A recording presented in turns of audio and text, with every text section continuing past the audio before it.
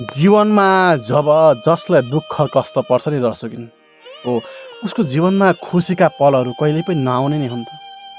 बिचरा भुन्टीको जीवनमा हर समय हर परिस्थितिमा दुःख कष्ट पीडा मात्रै परिराख्ने हो त। के साँच्चै नै भुन्टीको जीवनमा खुसीका दिनहरू खुसीका पलहरू कहिल्यै नआउने हो त? के लाग्छ दर्शकिन? साँच्चै नै भुन्टीको जीवनमा खुसी सुखी उनको जीवनमा कहिल्यै नआउने त। कहिले आफ्नो आमा बिमार हुन्छन्, कहिले आफ्ना दाइ भाउजूको बिछोड हुन्छ, कहिले आफ्नो श्रीमान र श्रीमतीको झगडा हुन्छ, कहिले आफ्नो पारिवारिक कलह झगडा हुन्छ र आफ्नै सासूले दुःख दिन्छन्।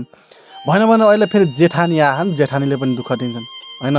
के साँच्चै नै भुन्टीको भाग्यमा सुख भन्ने चिज नै लेखेको छैन त? के लाग्छ दर्शकिन?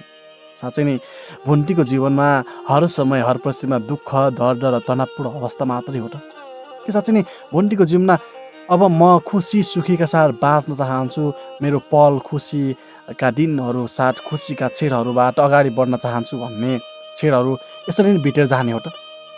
साँच्चै नै दर्शकिन हजुरको साथ सपोर्ट माया ममतामा साथ हामीले अबको नयाँ भाग भुन्टीमा के कस्तो घटनाहरू घट्दैछ भन्ने बारेमा छोटो रिभ्यू भिडियो लिएर आएका छौँ।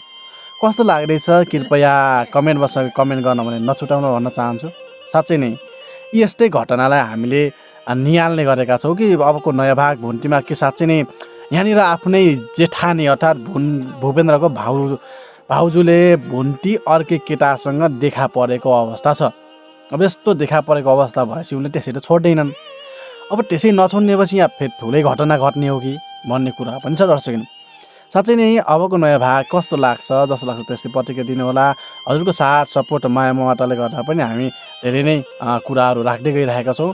अब अर्को भिडियोमा के कस्तो लाग्छ कृपया कमेन्ट गर्नुहोला भन्दै अहिले भिडियोबाट बिराउन चाहन्छु। हस्त धन्यवाद।